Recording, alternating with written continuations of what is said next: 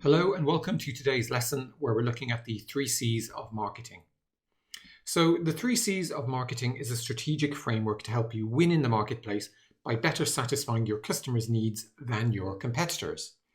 To build a successful business with loyal customers, you must focus on satisfying your customers' needs. However, you need to do it without forgetting your competitors or your company's purpose. In other words, you need to use the 3 C's of marketing. Now, the model is also known as the strategic triangle because it is often drawn as a triangle with each of the 3 C's existing in a balance or equilibrium. Now, equilibrium means that changing any one of the 3 C's will have a knock-on impact on the other C's. The model says that when each of the 3 C's exist in an integrated way, you create a sustainable competitive advantage. Now, another way to think about the 3 C's is in terms of the questions posed by the linkages between the elements. So we have a customer-company link. So that question is, what is our relationship with customers? We have a company-competition link. And the question there is, how are we different from our competitors? And we have a customer competition link. And the question there is, what advantages do our competitors have? And how can we sidestep these advantages? Now, once you've gathered data for each of the 3 C's, you'll understand who your customers are, your relative strengths as an organization, and how you can meet your customers' needs better than your competition. You can then use this information as an input to go and create your strategy. So let's examine each of the 3 C's in more detail. So the first C is customers. Without customers, your business would fail. Customers are the reason your business exists, and your primary goal is to serve your customers' interests. Do this well, and you will create loyal customers, making it difficult for your competitors to compete. However, you'll have difficulty surviving if you fail to meet your customers' needs. Now, to understand your customers and ensure you are customer-centric, you can ask the questions you see here, such as who are your customers and what are their demographics, etc. Understanding your customers shouldn't be a theoretical exercise. So you need to get out of the office and hold conversations with actual customers to really understand their needs. Let's take a look at the question, what kind of customers are the most valuable for the vehicle rental company Hertz?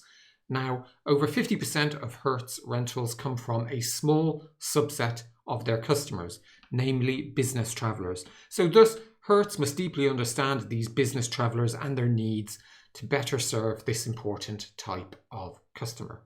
So the second C is competitors. Your customers don't have to buy from you. They could choose to buy from one of your competitors. And for this reason, it's important to understand your competition. And to do this, you can ask questions such as, who are your competitors? Do your customers just buy from you? Or do they also buy from your competitors? And if so, why do they buy from your competitors? Now, to collect this information, you'll need to perform research. And that might involve conducting a competitive analysis, reading your competitors' annual reports, talking to your sales team to learn what they hear from customers, or even just researching your competitor's website. Now, an important thing to note is that the real key output from this section of the model is to ensure that you are differentiated from your competition, that you're different in some way.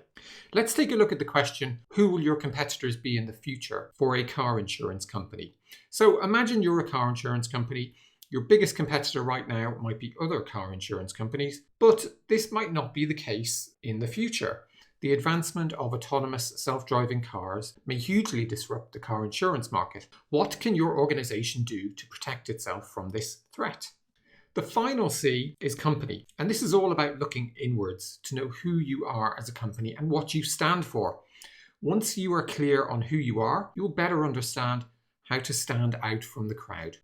Now, to understand your company, you can ask questions such as, what is your vision? What is your strategy? Are you going to stand out from the crowd through cost leadership or through differentiation, through adding value?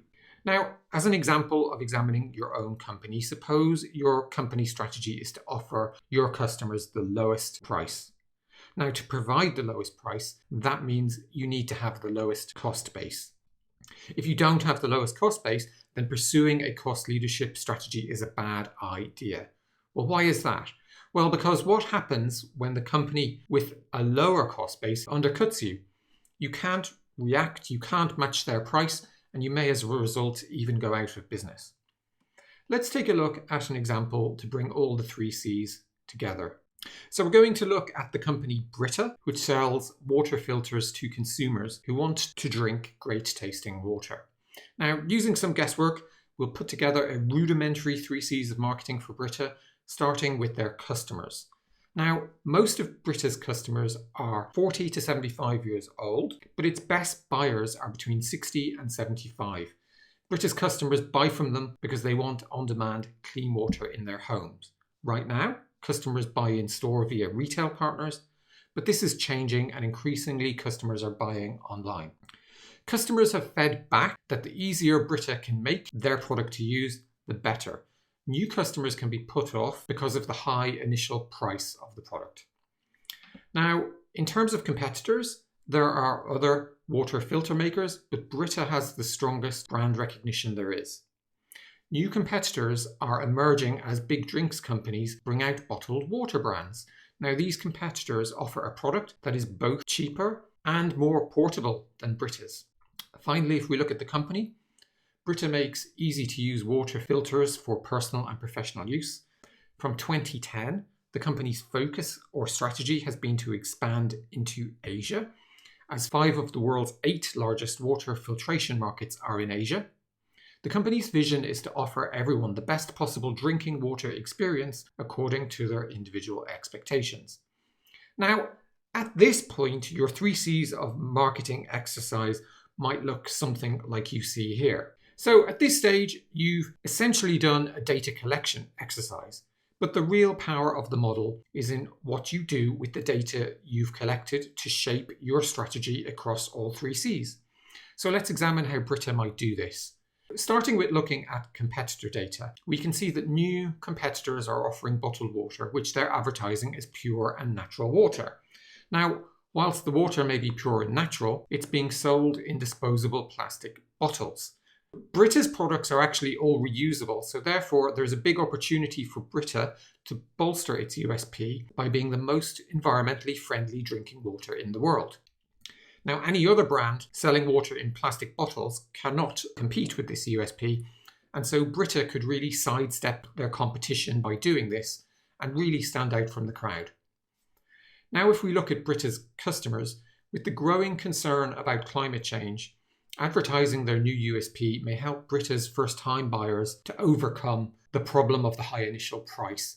And finally, if we look at the company could update its mission from providing the best possible drinking water to include that it provides the most environmentally friendly drinking water.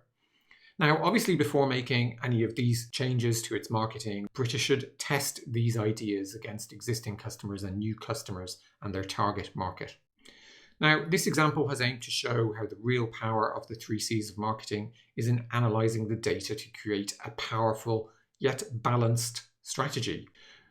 Now, there are several advantages and disadvantages associated with the model. In terms of advantages, then it is simple to understand. It provides a mechanism to frame strategic conversations with your management team. Unlike some models, it provides both internal and external analysis. And finally, it helps you to understand that you can't change one of the C's without needing to update the other C's. In terms of disadvantages, then the model is simply an input to strategy creation. It doesn't actually help you determine your strategy. It can take a long time to perform. It can be time consuming. And finally, the quality of the exercise is only as good as the data you collect and the quality of the people engaged in analysing that data. So in summary, the 3 C's of marketing model is a strategic framework to help you win in the marketplace by better satisfying your customers' needs than your competitors do. It's based on the idea that there are 3 elements: customer, competitors, and company, which must all be in equilibrium to create a differentiated and winning strategy. So that's it for this lesson. Really hope you enjoyed it, and I look forward to speaking to you again soon.